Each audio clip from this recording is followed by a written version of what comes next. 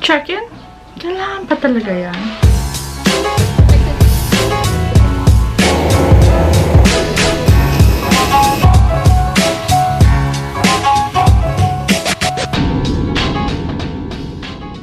Hey, what's up guys? Thank you for watching this video. My name is Jam, the blogger behind exoticphilippines.info. In this YouTube channel, I talk about travel, destinations, hotels, flights, and a lot more. But in this video, we are going to talk about check-in. As in check-in sa airport, check-in sa pag-fly, pag-check-in sa flight mo, mapa-domestic man or international. But wait a minute, kaping mainit before anything else.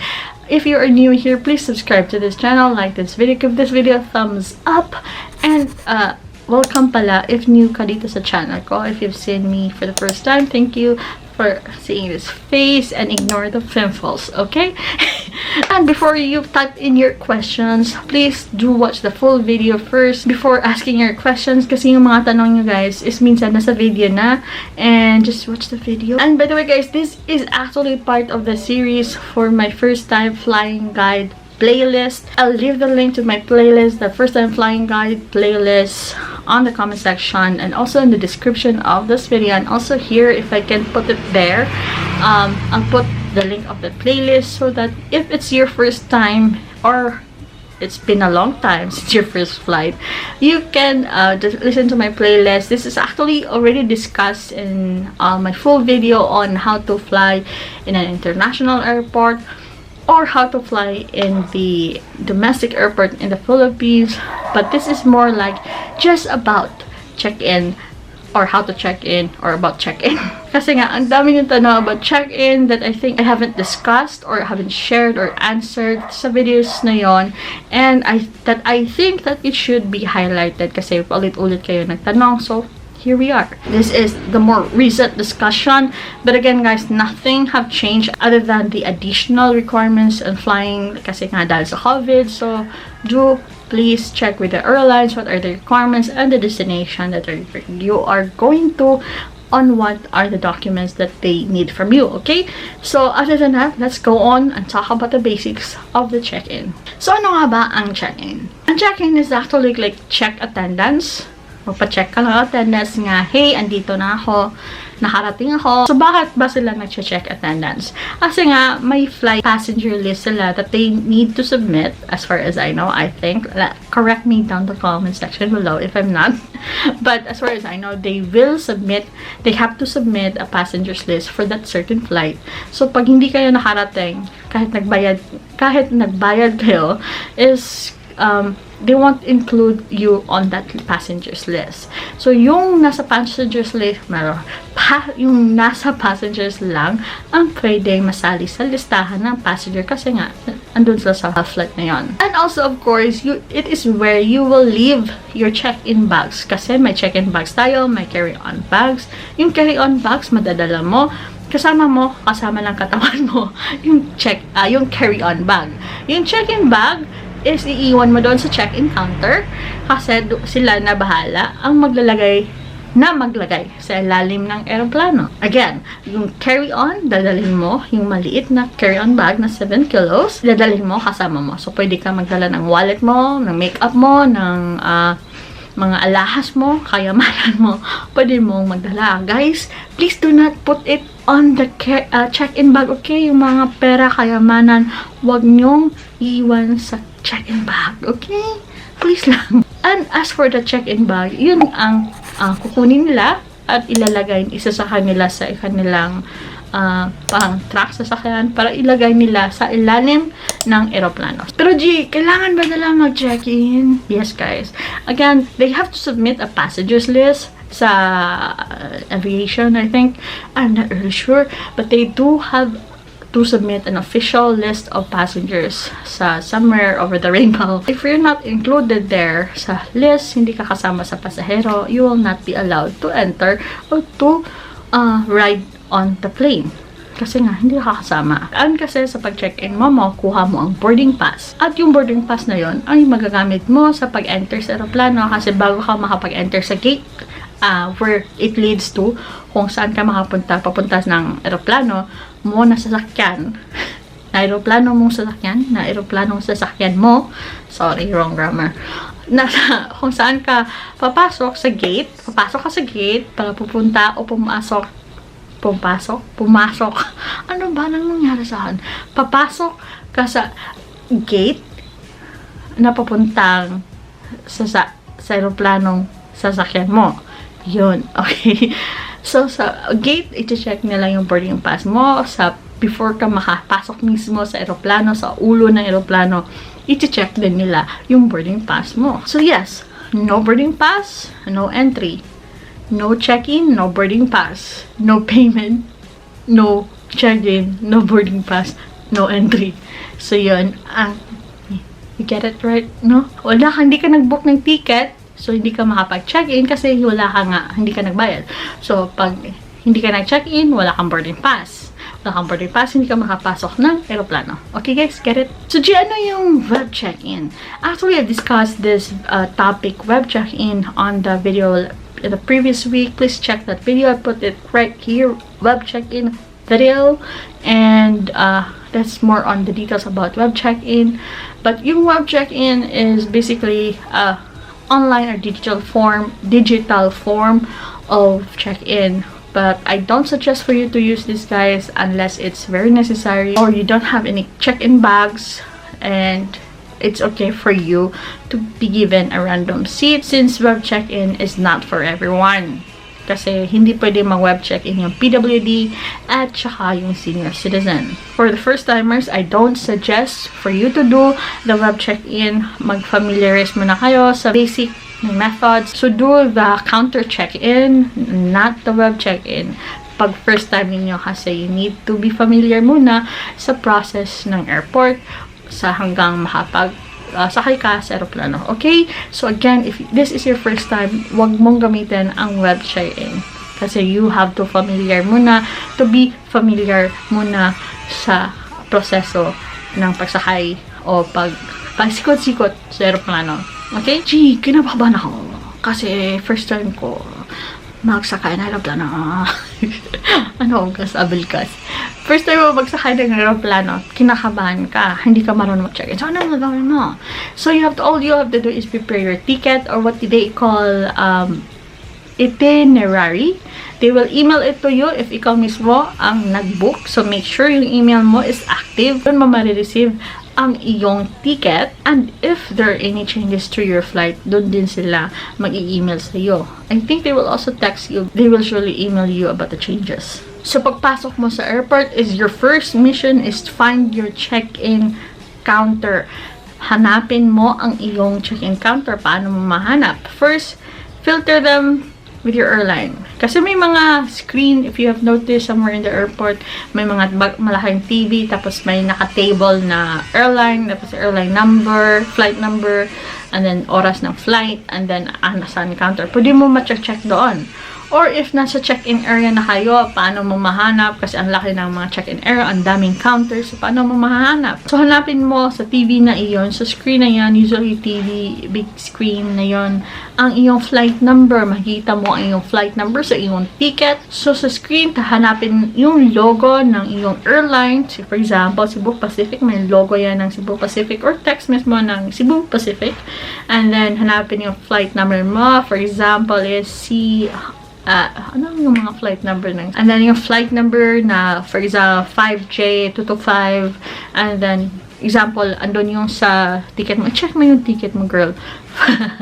Tingnan mo yung flight number, may nakaganon 5J225, yung ganon yung mga sinasabi or nakalagay. And then yung destination, for example, papunta ka ng Siargao, so nakapunta doon, at saka yung oras. Importante yung oras kasi baka may pareho na airline tapos different na oras. Okay? If hindi naman masyado malaki yung airport, they have the same area naman for check-in. Hanapin mo lang yung airline mo. For example, AirAsia ka. Hanapin mo lang yung AirAsia na area. Tapos, next is find your destination. For example, papunta ka ng Siargao, nakalagay doon Siargao. Sometimes, some airlines put the flight number. For example, 5J225. Pero usually, ang nilalagay nila is destination. For example, nakalagay is AirAsia, yung logo nila. Tapos sa ibaba is yung destination. Example, Cebu. Or for example, Cebu Pacific, and then nakalagay is Siargao. Pumila ka lang doon and prepare your ID, your valid ID if you are flying domestic. What are the valid IDs? Different airlines, different IDs ang pwede sa kanila, but they all accept government IDs. For the complete list of government IDs accepted by the airlines, please go to my blog post. I'll leave the link down below and you will see the list of accepted valid IDs by the airlines. So in other words, they accept postal IDs, voters ID, senior citizens ID. And for those who don't have a valid ID, yung expired ng ID nyo guys, hindi na yan valid. Invalid na yan. Okay?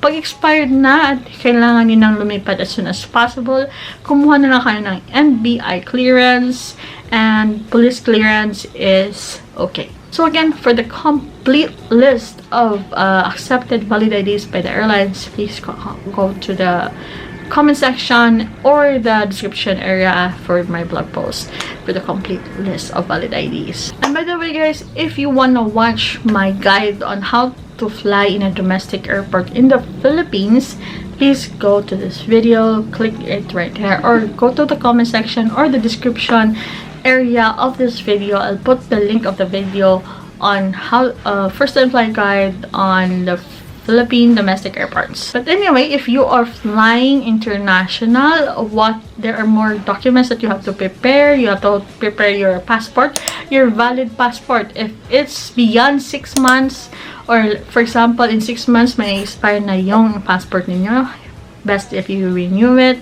Kasi yung mga immigration officers natin or possible na pupuntahan mo na country ay hindi nila i-accept yung passport mo and they will have you return back home.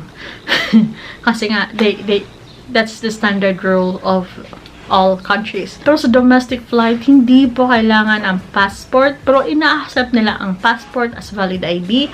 Pero hindi kailangan yung passport. Kasi andito ka lang sa Pilipinas, lilipad, Cebu to Siargao, Manila to Cebu, Davao to Cagayan de Oro. Okay lang yan. No need a passport. If lilipad ka ng labas ng bansa, example, Manila to Hong Kong, Cebu to Siargao, Singapore, Cebu to Singapore, Davao to Malaysia, yun ang time na kailangan mo ng passport. Okay? Other than the document that you need for the international flight is the hotel booking. Kasi kailangan ng mga immigration officers natin na nakagarantiya na may pupuntahan ka, matutulugan ka sa bansang pupuntahan mo. Make sure na nakapangalan sa'yo ang nakabook na hotel. Or if group kayo, dapat sama-sama kayo. And of course, you need a round-trip ticket. Pag check-in pa lang, itatanungin nila kung may round-trip ticket ka na. Anong ibig sabihin ng round-trip ticket? May ticket ka na papuntang, for example, Cebu to Hong Kong. Then Hong Kong to Cebu, or kahit Cebu to Hong Kong, tapos pumunta ka ng China, then China to Cebu. Okay? Na dapat umuwi ka talaga. And yes, yan ang ginawa namin yung 2019 na flight namin. Thank God, wala pa yung COVID no time. So, yeah. And of course, if yung pupuntahan mo na country ay kailangan ng visa, kagaya ng South Korea, Japan, Australia, US, UK, France, at kahit iba pang country na kailangan mo ng visa, kailangan may visa ka pag check-in mo, okay? Prepare it few days before your flight. Of course, your visa, you have to apply months before, so please do prepare it before your flight. So, yan ang i-prepare mo. Pag turn mo na, ibigay mo lang yung valid ID for domestic airport. Kasi basing on your name, they will check kung andun ka sa nakabayad na pasahero. And if your name is there, they will be able to find you. Again, guys, please make sure na andun kayo sa tamang airline na check-in counter kasi may nag-share sa TikTok na siyang check-in counter girl. Tapos, pinagalitan siya kasi bobo daw. Kasi hindi mahanap yung name ng passenger sa kanilang database. And yung insulto ni passenger, turns out, hindi pala yun na airline. Ibang airline pala si passenger. Passenger naman. I-check mo naman yung airline, please. Okay? So, please make sure na yung airline mismo, yung pupuntahan mo na counter. Okay? At least man lang, kahit yun lang, tamang airline ka pumunta. And then for international flights, at first they will ask for your passport and your ticket. I suggest you print your airline ticket for international flights. I do print my ticket for international flights. For domestic, I don't print it. Pero for international, I do. And then they will check your name. They will ask some questions. And for the other documents to prepare it, they may or they may not. As for the documents that I've said, like hotel booking, your round trip ticket, but most likely, hihingi nila yon. So, sa pag-check-in mo, kung may check-in bag ka, doon mo na rin iiwan yung check-in bag mo. Again, yung check-in bag mo lang, yung iiwan mo, yung carry-on bag, yung like purse, your backpack, pwede kang magdala, guys. Pwede ka magdala ng wallet, ng alahas mo, ilagay mo dun sa carry-on bag. If you want to know more about carry-on bag, please click right there. And again, this is standard for international flights, domestic flights, any airlines. May free 7 kilos ka na carry-on bag for any airlines. Mapamahal, mapa-cheap, mapa-Pilipinas, o mapa-international. Pwede ka magdala ng 7 kilos. At ito yung bag na dadalhin mo sa loob ng aeroplano. So, if may medicines ka, ilagay mo sa carry-on bag mo. And as for the check-in bag, if you want to know more about the check-in bag, please go to this video. I'll also leave those videos down in the comment section below and also the description area of my video. Okay? So, sa lahat ng mga i-mention ko na links, lahat ng i-mention ko na videos, I'll put it down below the comment section and also the video para madali niyong mahanap. So, if you want more discussions, please go check on those videos kasi doon ini-explain ko ng as far as I can, as good as I can about those bags, those flights, and how to do things, and how to go around the airport and so on and so forth. Okay? So, I want to discuss it here na kasi this is all about check-in. But basically, this is what you will do sa check-in. Maiiwan yung check-in bag mo at dadalhin mo yung carry-on bag mo kung saan yung mga kayamanan mo. Okay? Huwag mong ilagay yung kayamanan mo sa iyong check-in bag. Okay? Understand, guys? Kasi huwag nyo ilagay yung mga kayamanan ninyo sa check-in. Please, stop. So, once you have done the check-in, kung binigyan ka na ng papel na nakalagay, boarding pass, pwede ka nang mag-proceed sa next step. And please, guys, yung boarding pass, huwag nyong iwala hanggang nakarating na kayo sa inyong destination. Kung for example, from Cebu to Siargao, nakarating na kayo ng Siargao at naka-exit na kayo ng airport. Kasi yung boarding pass na yon ay yung proof na kung saan kayo makaupo na nakalagay doon at naka-check-in na kayo. At yun din, yung check-in bag niyo ay may boarding pass siya mismo na match sa yung boarding pass. So yun ang basehan nila na yun, yung bag mo ay sa iyo. Kasi may yung boarding pass mo at saka boarding pass ng bag mo is the same. Should I say boarding pass ng bag? Or basta yung sticker na nakalagay sa bag mo. At saka yung boarding pass mo is nakalagay doon. At match sila. So, huwag niyong iwala yun kasi just in case mawala yung bag niyo, mapapakita mo na may yung boarding pass mo at ito yung hinahanap mo, match ng boarding pass mo ang hinahanap mo na bag at wala sa area na pwede mo kunin yung bag mo. Okay? So, wag nyong walain yan. So, that's pretty much it. You're done with the check-in. You're found your counter. You already have provided the documents that they need or the proof na ikaw at binigyan ka na ng boarding pass. So, congratulations. You have now successfully learned about the check-in. Questions is, Gigi, kailangan ko ba talagang i-print yung ticket? Actually, no. For international, I do suggest for you to print it kasi baka sa pupuntahan mo na destination, na country is kailangan din nila. So, it's hard to find, you know, it's best na yung mga papeles na kailangan mo is andyan na. You didn't have to check your phone and so on and so forth. So, best if andun na yung papeles, ipapakita mo. But for domestic, I don't usually print it. I just prepare my valid ID.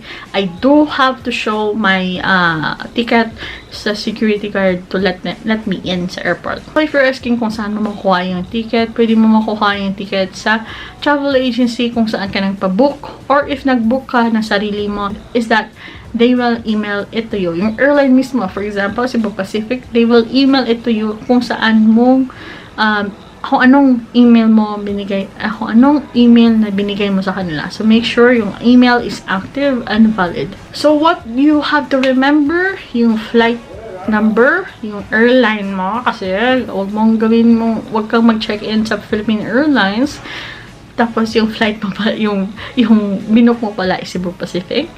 And then, your flight number, flight time, destination, and if you can find your seat number, you also remember that one. And then, of course, your airport, kasi minsan sa isang syudad, may maraming airport. And also, in one airport, there are many terminals. So, andun din sa ticket mo makikita kung saang terminal. Yung Manila is, I think there are 4 terminals. So, yeah, good luck.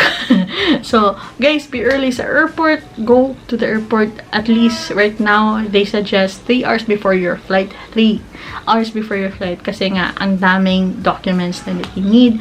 Security, social distancing, and all. So, be there 3 hours before your flight at the airport. Huwag kang umalis sa bahay mo ng 3 hours before the flight. Dapat andoon ka na sa airport 3 hours before your flight. Example, yung flight mo is 10. Umalis ka na ng bahay mo by 5 if 2 hours yung travel time from your bahay to the airport. Huwag kang umalis ng bahay ng alas 8 o alas 9. Okay, guys?